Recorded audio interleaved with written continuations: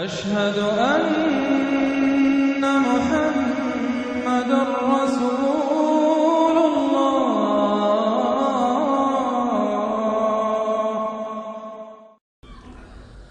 أما بعد فأعوذ بالله من الشيطان الرجيم. بسم الله الرحمن الرحيم. الحمد لله رب العالمين الرحمن الرحيم مالك يوم الدين إياك نعبد وإياك نستعين اهدنا الصراط المستقيم صراط الذين أنعمت عليهم غير المغضوب عليهم ولا الضالين آمين. رب اشرح لي صدري ويسر لي أمري واحلل عقدة من لساني يفقهوا قولي. اللهم ربنا ألهمنا رشدنا وأعذنا من شرور أنفسنا. اللهم أرنا الحق حقا وارزقنا اتباعه وأرنا الباطل باطلا وارزقنا اجتنابه. اللهم ربنا يسر لنا أمورنا كلها وأتمم لنا بالخير وتقبل منا فإنك خير المتقبلين آمین یا رب العالمین. معزز حاضرین اور محترم خواتین، ہم اللہ کے نام سے اس سال کی نماز تراویح کے ساتھ دورہ ترجمہ قرآن کا آغاز کر رہے ہیں۔ اس سے پہلے میں عرض کر چکا ہوں کہ اب میری عمر بھی کافی ہو چکی ہے، قمری حساب سے 68 برس مکمل ہو چکے ہیں، اور مختلف قسم کے عوارض بھی مجھے لاحق ہیں، اور بہت سے احباب نے اور رفقاء نے مشورہ دیا تھا کہ میں اتنا بڑا بوجھ اپنے ذمے نہ لوں، لیکن میں نے خالصتاً توکلاً علی اللہ اس کی ہمت کی، اس کا ارادہ کیا، اس کے لیے اہتمام بھی خصوصاً ہوا ہے۔ مجھے اندازہ ہے کہ اب میرے خیالات کی جو رو ہے وہ اب اتنی تیز نہیں ہے جتنی کبھی ہوا کرتی تھی۔ کراس ریفرنسز بھی جو ہیں قرآن حکیم کے وہ اتنے مستحضر نہیں ہیں جتنے کبھی ہوتے تھے، بلکہ واقعہ یہ ہے کہ میری زبان بھی بعض اوقات لڑکھڑاتی ہے، اس لیے کہ مجھے جو ادویات استعمال کرنی پڑتی ہیں ان کا اعصاب پر بھی اثر ہوتا ہے، اور جو ہمارے اعضائے رئیسہ ہیں ان پر بھی اثر ہوتا ہے۔ بہرحال ان سب کے علی الرغم اللہ کا نام لے کر آغاز کر رہے ہیں۔ میری انتہائی نگارش یہی ہے، تیرے نام سے ابتدا کر رہا ہوں۔ ابھی میں نے سورہ فاتحہ کی تلاوت کی اور آپ نے سماعت فرمائی۔ یہ سورہ مبارکہ مصحف کے اعتبار سے تو پہلی سورت ہے ہی، سب کو معلوم ہے، لیکن یہ بھی نوٹ کر لیجئے کہ یہ نزول کے اعتبار سے بھی سب سے پہلی مکمل سورت جو حضور پر نازل ہوئی وہ یہی ہے۔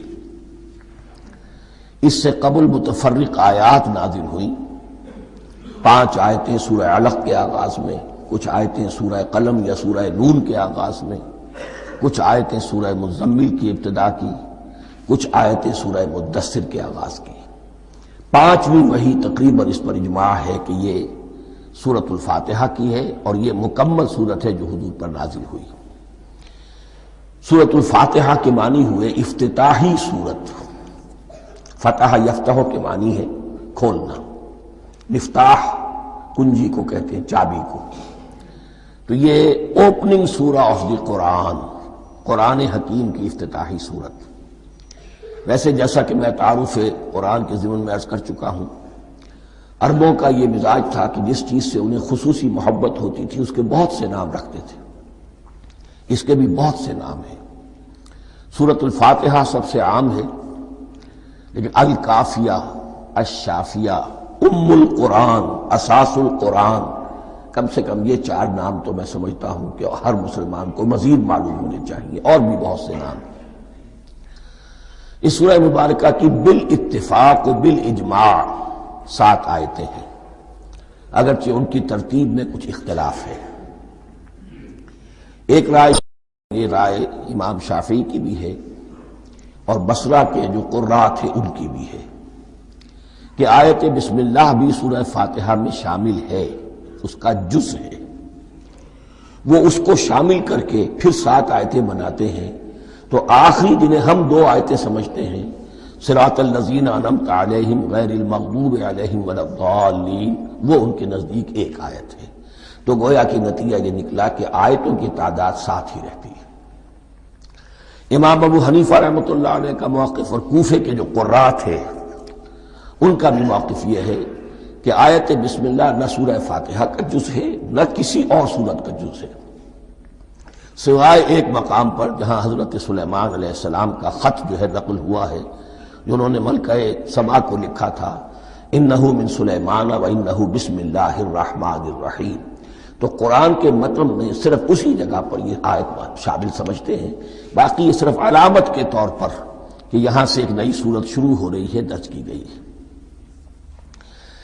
اس سورہ مبارکہ کو الصلاح قرار دیا گیا ایک حدیث میں، اس کا جو اسلوب ہے وہ دعا کا ہے، اور دعا کے ساتھ اس کی جو مناسبت ہے اور پھر اسی کی وجہ سے ہماری نماز کا یہ جزو لا ینفک بنا دیا گیا، بلکہ ایک حدیث جو میں آپ کو سناؤں گا اس میں اسی کو نماز قرار دیا گیا، الصلاح یہی ہے۔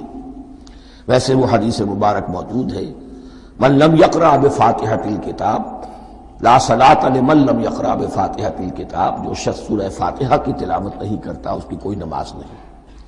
اس کے حوالے سے بھی ہمارے ہاں 2 مسلک ہیں، ذکر صرف اس لیے کر رہا ہوں کہ آپ کے علم میں ہو، ان میں کوئی بنیادی فرق نہیں ہے، کسی بھی ایک رائے کا انسان قائل اور حامل ہو سکتا ہے بغیر اس کے کہ دوسرے کو بالکل غلط قرار دے، بلکہ یہ کہ اس کے لیے بھی گنجائش اپنے ذہن میں اور اپنے دل میں رکھے۔ تو ایک رائے یہ ہے کہ یہ میں کیا عرض کر رہا تھا کوئی بھول گیا ہوں،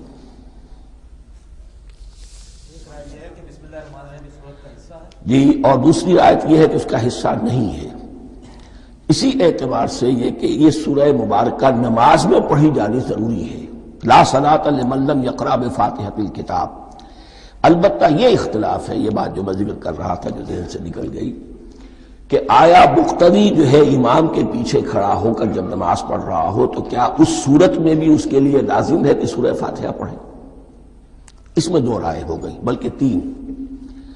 ایک رائے انتہائی ہے اور وہ فقہ حنفی کی طرف منسوب ہے کہ اگر آپ امام کے پیچھے مقتدی کی حیثیت سے نماز پڑھ رہے تو کسی بھی رکعت میں آپ سورہ فاتحہ نہیں پڑھیں گے۔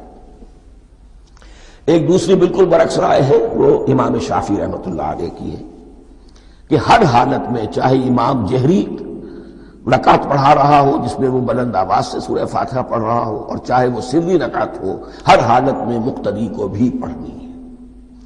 ایک تیسری رائے بین ہے، وہ امام مالک کی ہے رحمۃ اللہ علیہ، کہ جو سری رکعت ہے جس میں کہ امام بھی خاموشی سے پڑھ رہا ہے مقتدیوں کو بھی پڑھنی چاہیے، جو جہری رکعت ہے جس میں کہ امام بلند آواز سے پڑھ رہا ہے اس میں مقتدیوں کو خاموش رہ کر پوری توجہ جو ہے سننے پر صرف کر دینی چاہیے۔ اذا قرئ القرآن فاستمعوا له وانصتوا، جب قرآن پڑھا جا رہا ہو تو پوری توجہ اس کے پڑھنے پر مرکوز کر دو اور خود خاموش رہو۔ میرے اپنی رائے میں یہ تیسری رائے سب سے زیادہ صائب ہے اور اس میں کسی طرح کی بھی کوئی پیچیدگی پیدا نہیں ہوتی۔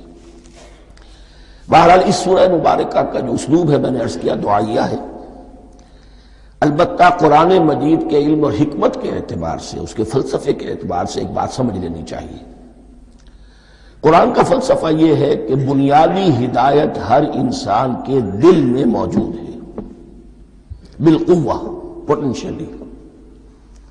یہ جو قرآن مجید یا اللہ کی کتابیں نازل ہوتی ہیں یہ انہیں ایکٹیویٹ کرتی ہیں، وہ اندر کی جو ڈورمنٹ کانشسنس ہے، خوابیدہ شعور جو ہے اسے بیدار کر کے اور پھر یہ کہ اسے اجاگر کرتی ہیں۔ ہر سلیم الفطرت انسان اور سلیم العقل انسان، 2 سلامتی شرط ہیں۔ سلیم الفطرت، نیچر پرورٹڈ نہ ہو، فطرت مسخ نہ ہو گئی ہو، عقل سلیم ہو۔ ان دونوں چیزوں کا نتیجہ یہ نکلتا ہے کہ وہ انسان از خود بغیر کسی وحی کی رہنمائی کے بغیر کسی نبی کی تعلیم کے سے استفادہ کیے ہوئے از خود بھی کچھ حقائق تک پہنچ جاتا ہے۔ اور وہ حقائق کیا ہے؟ نمبر ایک یہ کہ اس کائنات کا ایک خالق ہے اور وہ ایک ہے، اور وہ تمام صفات کمال سے متصف ہے۔ نمبر دو یہ کہ انسان کی زندگی صرف یہ زندگی نہیں ہے، بلکہ ایک اور زندگی ہے کہ جس میں اس زندگی کے اعمال کے نتائج برآمد ہوں گے۔ یہ دو باتیں، اس کی زیادہ وضاحت کے ساتھ جو ہے اس کا تذکرہ آئے گا سورہ لقمان میں، جہاں حضرت لقمان کی شخصیت کا تذکرہ ہے۔ لیکن یہاں صرف یہ بات سمجھ لیجئے کہ قرآن کا فلسفہ یہ ہے کہ ہر انسان میں، ہر فرد نوع بشر میں جو اپنی ولادت کے وقت مسلم ہوتا ہے، حضور کی حدیث ہے کل مولود یولد علی الفطرہ ابواہ یحودانہ او ینصرانہ او یمجسانہ، ہر بچہ نوع انسانی کا فطرت اسلام پر پیدا ہوتا ہے، وہ فطرت کے اندر وہ ہدایت ودیت ہے۔ اب اگر وہ فطرت بس نہیں ہوئی اور عقل جو ہے وہ صحیح رخ پر کام کر رہی ہے تو ان دو حقائق تک وہ انسان خود پہنچ جائے گا۔ لیکن ان دونوں حقائق تک پہنچنے کے بعد اب وہ دست بستہ دعا کرے گا کہ اے رب اب مزید ہدایت تو مجھے عطا فرما۔ ایک تو یہ کہ میں کیا کروں کیا نہ کروں، میری عقل اس میں ٹھوکر کھا سکتی ہے، میں کسی اچھی چیز کو بری سمجھ سکتا ہوں، کسی بری کو اچھی سمجھ سکتا ہوں، تو مجھے صحیح راستہ، صحیح راہ ہدایت پر چلا۔ یہ دعا ہے جو انسان کرتا ہے جبکہ وہ ایمان باللہ اور ایمان بالآخرہ تک خود پہنچ چکا ہوتا ہے، اور یہ سمجھتا ہے کہ صحیح زندگی کا رخ یہی ہے کہ جس رب کو میں نے پہچانا ہے کہ وہ اس کائنات کا خالق ہے اور مالک ہے اور رب ہے، میں اس کی بندگی کروں، اس کی اطاعت کروں، اس کا حکم مانوں، اس کے راستے پر چلوں۔ لیکن وہ راستہ کون سا ہے؟ اس کے لیے پھر دست بدعا ہوتا ہے کہ پروردگار تو میری رہنمائی فرما۔ یہ مقام ہے کہ جہاں آپ سمجھ لیجئے اپنے آپ کو بھی آج اس جگہ پر تصور کرتے ہوئے پھر اس سورہ مبارکہ کو پڑھیے کہ آپ اس مقام پر اللہ کے فضل و کرم سے پہنچ چکے ہیں کہ اللہ کو آپ نے پہچان لیا اور اس کی توحید کو جان لیا، اس کی جملہ صفات کمال سے آپ واقف ہو گئے۔ آپ یہ بھی جان گئے کہ بڑھ کر اس کے حضور میں حاضر ہونا ہے اور وہ حساب کتاب لے گا۔ پھر آپ نے یہ عہد بھی کر لیا کہ اب زندگی گزارنی ہے اس رب کی بندگی میں، اسی کی فرما برداری میں۔ اب یہاں کھڑے ہو کر آپ پوچھتے ہیں کہ اللہ مجھے وہ تفصیلی ہدایت عطا فرما، ایسا نہ ہو کہ کبھی میں کسی راستے پر چلتا ہوا کسی پگڈنڈی پر مڑ جاؤں اور وہ تھوڑی سی جو ڈیویشن ہو میرے راستے کی وہ میری عاقبت کو برباد کر دے۔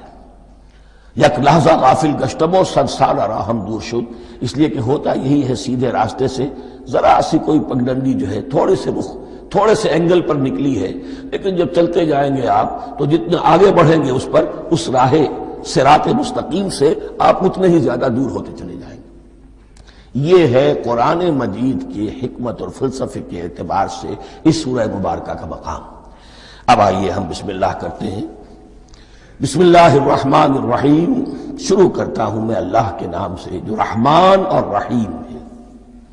اس پر کچھ گفتگو ہو چکی ہے تعارف قرآن کے ضمن میں کہ رحمان اور رحیم دو نام ہیں کہ جو رحمت کے مادے سے نکلتے ہیں۔ رحمان میں اللہ تعالیٰ کی رحمت کا جوش، ہیجانی کیفیت، طوفانی کیفیت، اور رحیم میں اللہ تعالیٰ کی رحمت کا دوام اور تسلسل۔ یہ دونوں کیفیات اللہ کی رحمت میں بیک وقت موجود ہیں، جس کا ہم تصور نہیں کر سکتے۔ ہم سمندر کو دیکھتے ہیں، متلاطم سمندر ہے، اس میں ہیجان ہے، طوفان ہے۔ دریا کو دیکھتے ہیں کہ وہ سکون کے ساتھ چل رہا ہے، خاموشی سے چل رہا ہے، بہہ رہا ہے، بس تسلسل کے ساتھ بہہ رہا ہے۔ ہم ان دونوں کیفیات کو علیحدہ علیحدہ دیکھتے ہیں تو ہمارا ذہن ان دونوں کو بیک وقت اس کا تصور نہیں کر سکتا، تخیل ممکن نہیں۔ لیکن اللہ کی رحمت کی یہ دونوں شانیں مستقلاً ہر وقت موجود ہیں بیک وقت، اسی لیے ان دونوں کے درمیان کہیں حرف عطف نہیں آئے گا۔ بسم اللہ الرحمن الرحیم، الحمد للہ رب العالمین، کل حمد، اور حمد کو ذہن میں رکھ لیجئے، حمد مساوی ہے تعریف جمع شکر۔ عام طور پر ترجموں میں ایک لفظ لایا جاتا ہے، کل تعریف اللہ کے لیے، یہ کافی نہیں ہے۔ تعریف آپ کسی شے کی کر سکتے ہیں جس میں کوئی حسن ہے، خوبی ہے، کسی بھی اعتبار سے، خواہ آپ کو اس کے حسن و خوبی سے کوئی فائدہ حاصل نہیں ہو رہا۔ ایک پھول ہے، بہت خوبصورت ہے، بس ٹھیک ہے، خوبصورت ہے، آپ نے کہا، تعریف کر دی۔ شکر کرتے ہیں آپ اس شے کا جس سے آپ کو کوئی فائدہ پہنچا ہو، استفادہ ہوا ہو، آپ کی کوئی ضرورت پوری ہوئی ہو، آپ کی کوئی مشکل رفع ہوئی ہو۔ اور آپ دیکھیں گے کہ حمد میں یہ شکر کا پہلو غالب ہے۔ جتنی بھی دعائیں ہیں حضور سے منقول، شکر کے مقام پر وہاں حمد آتا ہے۔ بھوک لگی ہوئی تھی، کھانا کھایا، الحمدللہ الذی اطعمنی وسقانی۔ اب یہاں دیکھیے ترجمہ، تعریف نہیں، شکر ہے اس اللہ کا جس نے مجھے کھلایا اور پلایا۔ آپ بیت الخلاء سے باہر آئے، نجاستیں آپ سے دور ہو گئی، طبیعت میں انشراح ہوا، الحمدللہ الذی اذھب عنی الاذی وعافانی۔ اور شکر ہے اس اللہ کا جس نے اذیت بخش چیزیں مجھ سے دور کر دیں اور مجھے عافیت بخشی۔ تو یہ الحمدللہ رب العالمین، اللہ تعالیٰ کا حسن و کمال اور حسن و جمال اپنی جگہ بھی اس انتہا کا ہے کہ جتنی تعریف اس کا حق ہے ہم کر ہی نہیں سکتے، لیکن اس کے احسانات اور انعامات ہم پر اتنے ہیں کہ ہم ان کو بھی گن نہیں سکتے۔ لہذا ایک ہی احصاء ہم نے کر دیا الف لام کے ساتھ، الحمدللہ رب العالمین۔ تمام تعریفیں اور کل شکر اللہ کے لیے ہیں کہ جو تمام جہانوں کا پروردگار ہے، رب ہے، مالک ہے۔ رب میں ایک مفہوم ہوتا ہے ربوبیت کا، اور اس میں مفہوم شامل ہوتا ہے تربیت کا، ربیانی صغیرہ۔ تو مالک ہونا اور تربیت دینا، آپ جس شے کے مالک ہوں گے آپ چاہیں گے اس میں بڑھوتری ہو، اس میں اضافہ ہو، وہ نشو و نما پائے۔ تو یہ دونوں چیزیں آپس میں ایک دوسرے کا جڑی ہوئی ہیں، پروردگار بھی اور مالک بھی۔ عام طور پر عربی میں رب کا لفظ مالک کے لیے آتا ہے، رب البیت، رب الدار، رب المال۔ تو مالک وہاں پر ظاہر بات ہے کہ اس سے مراد کیا ہے، مال والا، گھر والا، گھر کا مالک۔ تو کل شکر اور کل تعریف اس اللہ کے لیے ہے جو تمام جہانوں کا مالک بھی ہے اور پروردگار بھی ہے۔ الرحمن الرحیم، رحمان ہے اور رحیم ہے۔ اب دوبارہ اس کی میں وضاحت نہیں کروں گا۔ مالک یوم الدین، یوم دین کا مختار مطلق ہے۔ دین عربی زبان میں کہتے ہیں بدلے کو، دناہم کما دانو، کما تدینو تو دانو، یہ کہاوت ہے۔ جیسے اردو میں ہم کہتے ہیں جیسا کرو گے ویسا بھرو گے، کما تدینو تو دانو۔ تو یہ ہے بدلہ، اس کا بنیادی مفہوم جو ہے وہ بدلہ ہے۔ تو بدلے کا ایک دن ہے جس دن فیصلہ ہوگا کہ کون کیا کما کر لایا ہے اور اسے کیا بدلہ ملنا چاہیے۔ آیا اس کا برائیوں کا پلڑا بھاری ہے کہ اسے سزا ملنی چاہیے، یا اس کی حسنات اور نیکیوں کا پلڑا بھاری ہے کہ اسے جزا ملنی چاہیے، اس کا انعام اور اکرام کے ساتھ معاملہ کیا جانا چاہیے۔ وہ ایک دن ہے، اسے ہم یوم القیامہ کہتے ہیں۔ اور لیکن اصل بات جو یہاں کہی گئی، یعنی ایک جملے میں تین باتوں کا اعتراف ہو رہا ہے۔ بعث بعد الموت، ایک دن آئے گا کہ ہم مرنے کے بعد تمام انسان اٹھا لیے جائیں گے، پھر حساب و کتاب، پھر اللہ کے ہاں حاضری ہوگی اور حساب کتاب ہوگا۔ اور تیسرا یہ کہ اس حساب کتاب کے دن کا مختار مطلق اللہ ہے، یعنی کسی اور کو اپنے ذہن میں سہارا بنا کر آپ زندگی گزاریں کہ وہ مجھے چھڑا لے گا، یا وہ ہستی جو ہے اتنی زوردار ہے کہ وہ مجھے بچا لے گی، اس سے اپنے دل کو، اپنے ذہن کو بالکل پاک کر لیجئے۔ مالک یوم الدین، ایک دوسری جگہ پر قرآن میں آیا ہے، اس روز کوئی پکارنے والا پکارے گا، لمن الملک اليوم للہ الواحد القہار، آج کے دن کس کا اختیار مطلق ہے؟ اور پھر کہا جائے گا اللہ کے لیے، الواحد قہار، جو پوری طرح چھایا ہوا ہے، بس تولی ہے۔ تو مالک یوم الدین، جو جزا و سزا کے دن کا مالک ہے۔ اب یہاں سے کلام ایک رخ بدل رہا ہے۔ ابھی تک تو یہ غائبانہ انداز میں کلام ہو رہا ہے، اللہ سے خطاب نہیں آیا اس میں ابھی۔ الحمدللہ رب العالمین الرحمن الرحیم مالک یوم الدین۔ اب خطاب ہے، ایاک نعبد و ایاک نستعین، ہم صرف تیری ہی بندگی کرتے ہیں اور کریں گے، اور ہم صرف تجھ ہی سے مدد مانگتے ہیں اور مانگیں گے۔ یہ ترجمہ میں کیوں کر رہا ہوں کہ یہ فعل مضارع ہے۔ عربی زبان میں فعل مضارع حال اور مستقبل دونوں کو کور کرتا ہے۔ ایاک کا جو ہے مفعول فاعلی جو ہے، مفعول جو ہے اس میں ضمیر مفعولی، اسے پہلے لا کر حشر کا مضمون پیدا ہو گیا۔ ہم تیری بندگی کرتے ہیں نہیں، ہم تیری ہی بندگی کرتے ہیں اور کریں گے۔ حال میں ترجمہ کیجئے تو یہ اظہار حال ہے، اور مستقبل میں ترجمہ کیجئے تو یہ ایک عہد ہے، قول و قرار ہے، بہت بڑا معاہدہ ہے۔ وَإِيَّاكَ نَسْتَعِينُ، اور صرف تجھ ہی سے مدد مانگتے ہیں اور مانگیں گے۔ اس میں بھی حال کا ترجمہ اظہار حال، اللہ کرے کہ واقعی ہمارا حال وہی ہو، جب ہم یہ الفاظ کہتے ہیں تو واقعتاً ہم اس پر پورے اتر رہے ہوں کہ اسی کی بندگی کر رہے ہوں اور اسی سے ساری استعانت اور استمداد کر رہے ہیں۔ جہاں تک مستقبل کا تعلق ہے وہ پھر ایک عہد ہے۔ اہدنا الصراط المستقیم، یہ مقام وہ آ گیا کہ یہاں تک تو اے پروردگار ہم پہنچ گئے تیرے فضل سے، تیرے کرم سے۔ فطرت سلیمہ بھی تیری عطا کردہ تھی، عقل سلیم بھی تیری ودیعت کردہ تھی، ان دونوں کی روشنی سے ہم یہاں تک تو پہنچ گئے۔ اب ہماری جو ضرورت ہے، احتیاج ہے، وہ کیا ہے؟ اہدنا الصراط المستقیم، ہدایت بخش ہمیں سیدھے راستے کی۔ یہاں دو باتیں سمجھ لیجئے۔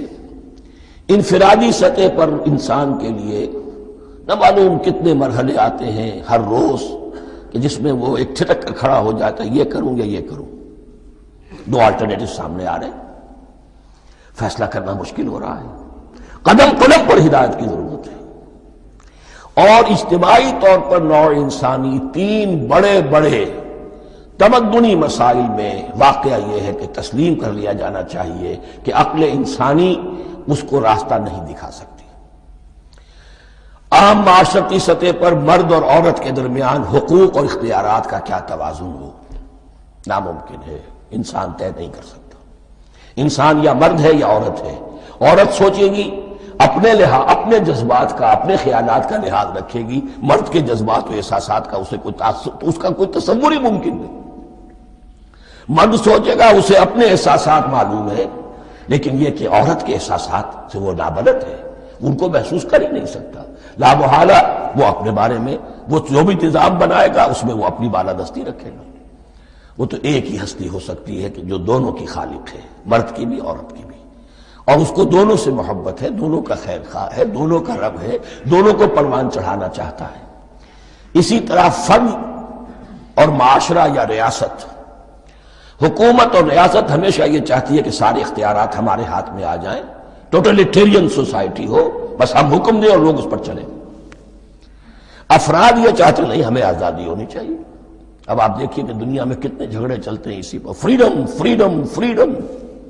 وہ فریڈم واقعتاً اپنی جگہ پر ایک شے ہے، افراد کی آزادی ہونی چاہیے، لیکن افراد کی آزادی اتنی نہ ہو جائے کہ وہ مادر پدر آزاد ہو جائے، کوئی قانون، کوئی قاعدہ، کوئی اخلاقی کوئی حدود اور قیود جو ہے ان کا پابند نہ رہے۔ تو اب کہاں ہے وہ نقطہ اعتدال کہ جس میں انسان کی انفرادی آزادی، انفرادی اختیار اور ادھر اجتماعی مصلحتیں جو ہیں ان کو بیلنس کیا جا سکے؟ انسان طے نہیں کر سکتا، صرف اللہ ہی اس کے لیے نظام دے سکتا ہے۔ تیسرا مسئلہ ہے سرمایہ اور محنت، اس میں کیا توازن ہو؟ سرمایہ اور محنت دونوں مل کر کچھ بنا رہے ہیں، کچھ پروڈیوس کر رہے ہیں۔ اب اس میں نفع جو ہوا ہے اس میں سرمایہ کا کتنا حصہ ہونا چاہیے اور لیبر کا کتنا ہونا چاہیے، کون طے کر سکتا ہے؟ اس کے لیے بھی کہ ایسا نہ ہو کہ سرمایہ داری جو ہے آکاش بیل بن کر پورے معاشرے پر چھا جائے، اور غریب بیچارہ، مزدور بیچارہ، کاشتکار بیچارہ وہ گویا کہ چکی کے دو پارٹوں میں پس کر رہ جائے، اس کی کوئی حیثیت نہ رہ جائے۔ لیکن یہ کہ دوسری طرف اگر یہ کہ مزدور کا جو حق ہے اس سے زیادہ اس کو دے دیا جائے تو سرمایہ جو ہے وہ سکڑ جائے گا، شائی ہو جائے گا، وہ پھر میدان میں نہیں آئے گا۔ کیا کیا جائے؟ کون سا نقطہ عدل و اعتدال ہے؟ یہ تین مسائل ایسے ہیں، اہدنا الصراط المستقیم۔ تو یوں سمجھیے کہ ایک جو بنیادی ہدایت تھی، ایک اللہ کو پہچان لینا، یہ جان لینا کہ کل حسن و جمال اور تمام انعام و اکرام کا منبع اس کی ذات ہے، وہ رحمان ہے اور رحیم ہے، اور یہ جان لینا کہ مرنے کے بعد جی اٹھنا ہے، حساب کتاب ہے، فیصلہ ہوگا جزا و سزا کا، اور مختار مطلق اس دن کا اللہ ہے۔ پھر یہ عہد کر لینا ایاک نعبد و ایاک نستعین۔ اس کے بعد دعا، پروردگار ہمیں ہدایت پر قائم رکھ، ہماری ہدایت میں اضافہ فرما۔ اس ہدایت کے لفظ کو سمجھ لیجئے، بنیادی ہدایت، تفصیلی ہدایت، قدم قدم پر ہدایت، ہدایت پر ہدایت. والذین اہتدوا زادہم ھدی، جو لوگ ہدایت کے راستے پر آتے ہیں اللہ ان کی ہدایت میں اضافہ کرتا ہے. تو یہ قدم قدم پر ہمیں ہدایت کی ضرورت ہے اور مرحلہ وار ضرورت ہے. ہدایت اس کو بھی کہتے ہیں کہ کسی نے آپ سے کوئی پتہ پوچھا، آپ نے کہا ادھر جانا، پھر دوسری گلی میں مڑنا، پھر جانا 2-3 لائٹیں چلے جانا، پھر مڑنا وغیرہ وغیرہ، یہ بھی ہدایت ہے. نظری طور پر آپ نے بتایا ہے.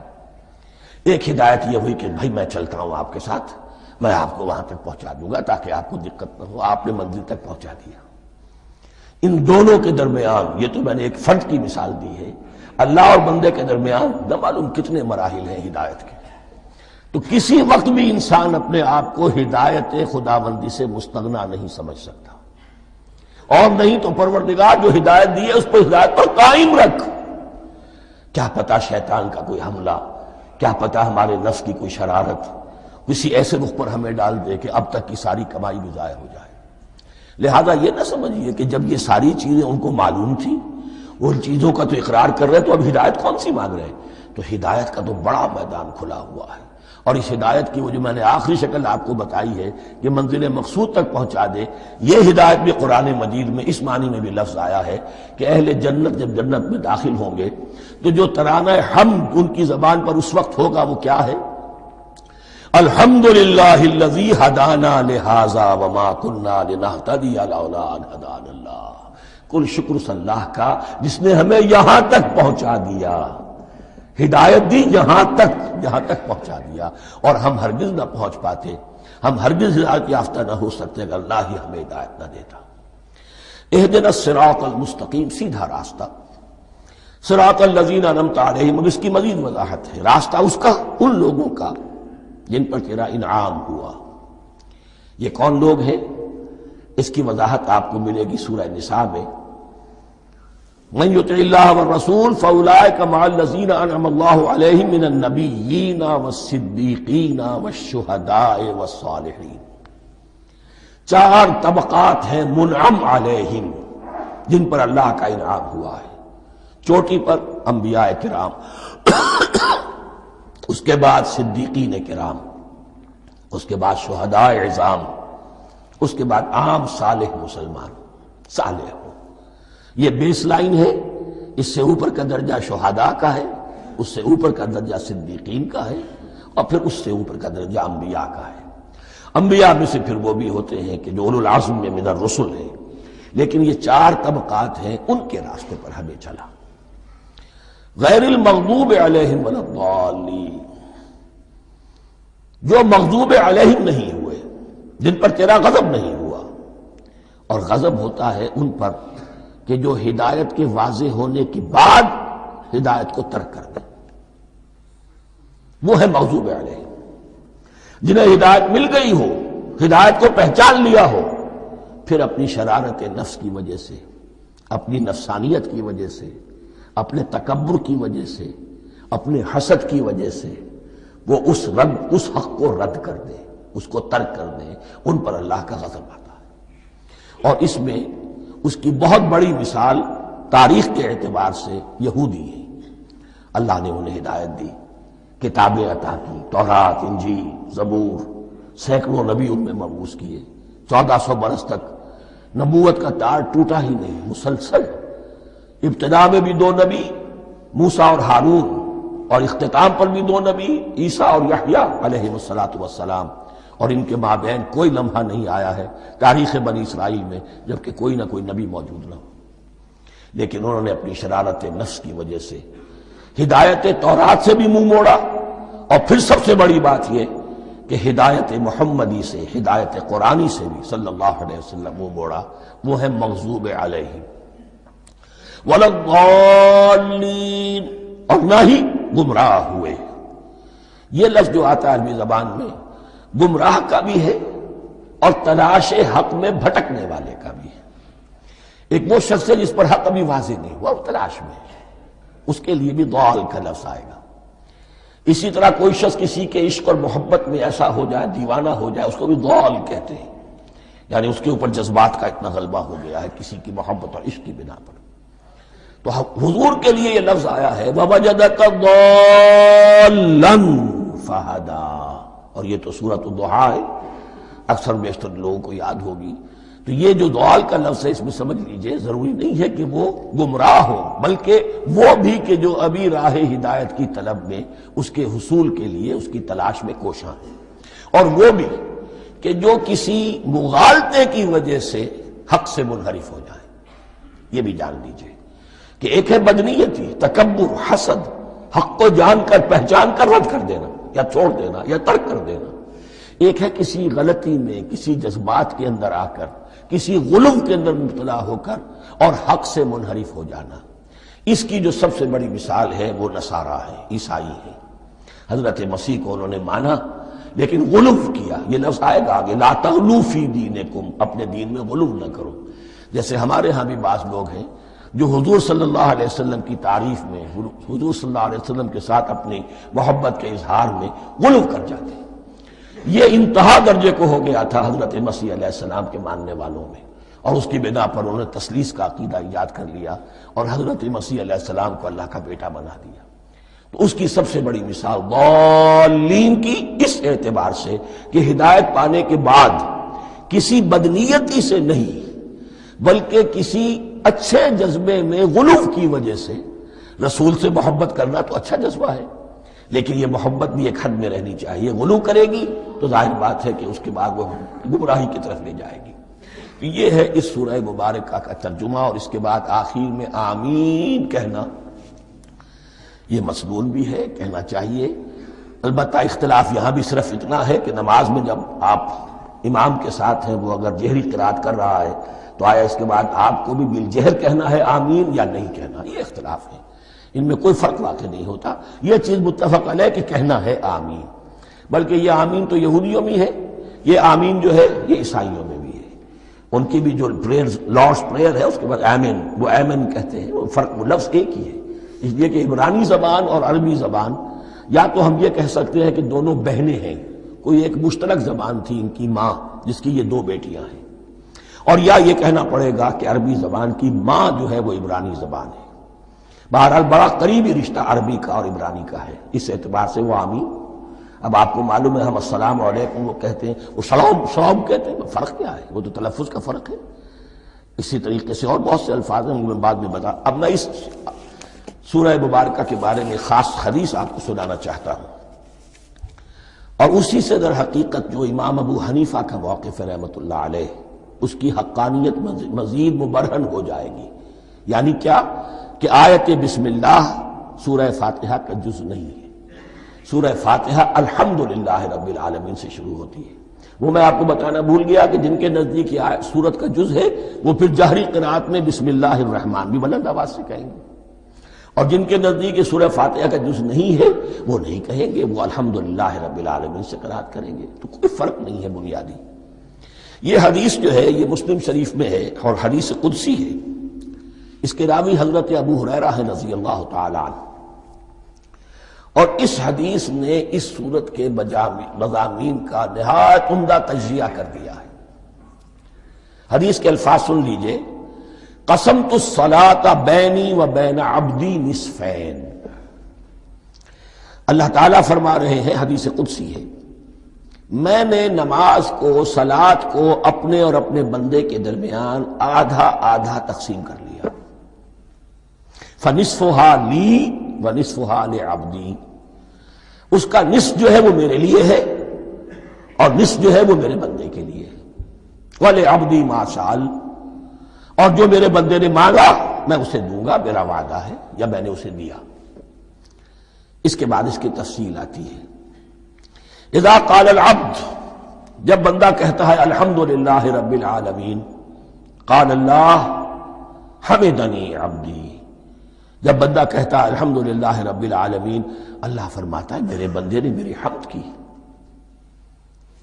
وَإِذَا قَالَ الرَّحْمَٰنِ الرَّحِيمِ قَالَ اللَّهُ اثْنَىٰ عَلَيَّ عَبْدِي، جب بندہ کہتا ہے الرحمن الرحیم، اللہ فرماتا ہے میرے بندے نے میری ثنا کی۔ وَإِذَا قَالَ مَالِكِ يَوْمِ الدِّينِ قَالَ اللَّهُ تَعَالَىٰ مَجَّدَنِي عَبْدِي، میرے بندے نے میری تمجید بیان کی، میری بزرگی بیان کی۔ اب یہ 3 آیتیں ہو گئیں، تینوں میں اللہ کی حمد ہے، ثنا ہے، تمجید ہے. یہ 3 آیتیں خالص اللہ کے لیے ہو گئیں. اب چوتھی آیت آئی، ایاک نعبد و ایاک نستعین. اس کے بارے میں جب بندہ کہتا ہے اذا قال العبد ایاک نعبد و ایاک نستعین، قال اللہ تعالی ھذا ما بینی و بین عبدی ولعبدی ما سأل. یہ میرے اور میرے بندے کے درمیان ہے. یہ تو یوں سمجھیے کہ یہ گرہ لگ گئی ہے میرے اور میرے بندے کے مابین. اس نے مجھ سے قول و قرار کیا ہے، اس نے میری بندگی کا اعتراف کیا ہے، اس نے تسلیم کیا ہے کہ میری ہی بندگی کرتا ہے اور کرے گا، اور مجھ سے مدد چاہیے ہے. ھذا ما بینی و بین عبدی، یہ معاہدہ ہے. معاہدہ 2 فریقوں کے مابین ہوتا، یہ میرے اور میرے بندے کے مابین ہے. وَلِ عَبْدِي مَا سَأَلَ، اور میں نے اپنے بندے کو دیا جو اس نے مانگا. وہ میری مدد چاہتا ہے، میری مدد اس کے شامل حال رہے گی. فَإِذَا قَالَ، اور جب بندہ کہتا ہے اهْدِنَا الصِّرَاطَ الْمُسْتَقِيمَ صِرَاطَ الَّذِينَ أَنْعَمْتَ عَلَيْهِمْ غَيْرِ الْمَغْضُوبِ عَلَيْهِمْ وَلَا الضَّالِّينَ، قال اللہ تعالی ھذا لعبدی ولعبدی ما سأل. یہ 3 آیتیں یہ میرے بندے کے لیے.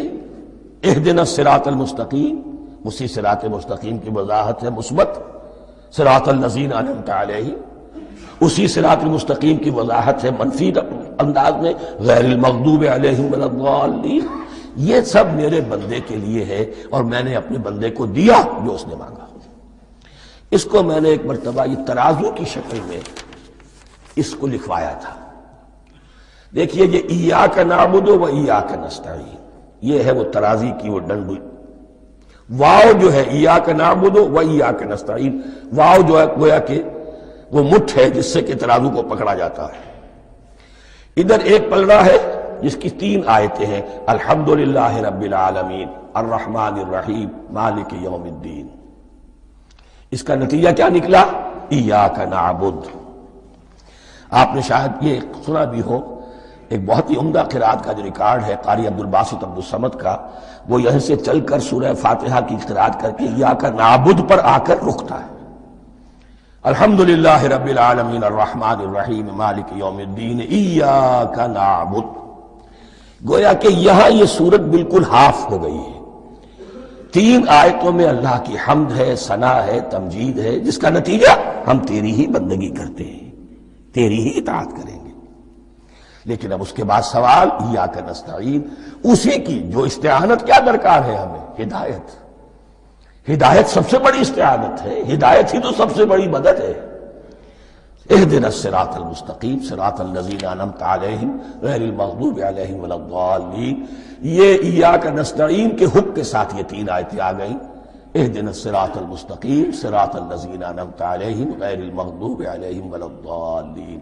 قسمت الصلاة بینی و بین عبدی نصفین فنصفها لی ونصفها لعبدی ولعبدی ما سأل. اللہ تعالیٰ اس سورہ فاتحہ کا جو اصل مفہوم ہے وہ بھی ہمارے ذہنوں پر، ہمارے شعور کی سطح پر اسے اجاگر کیے رکھے. ہمیں توفیق دے کہ جب بھی پڑھیں، جب بھی سنیں تو وہ کیفیت اگر ہو جائے. اس لیے کہ ایک حدیث ہے کہ الصلاۃ معراج المومنین، نماز تو اہل ایمان کے حق میں معراج کے درجے میں ہے. اس حوالے سے ہم یہ سمجھ سکتے ہیں کہ کوئی وقت ایسا آ سکتا ہے کہ انسان کو واقعتاً، روح انسانی واقعتاً اللہ کے یہ جواب سنے. انہونی بات نہیں ہے. ہوتا ہے خطاب آخر، اٹھتا ہے حجاب آخر، کرتے ہیں خطاب آخر. یہ تو ہوتا ہے. مخاطبہ الہی، یہ تو میں نے عرض کیا کہ ثابت ہے. مخاطبہ، محادثہ اور تحدیث، اللہ بندوں سے کلام کرتا ہے.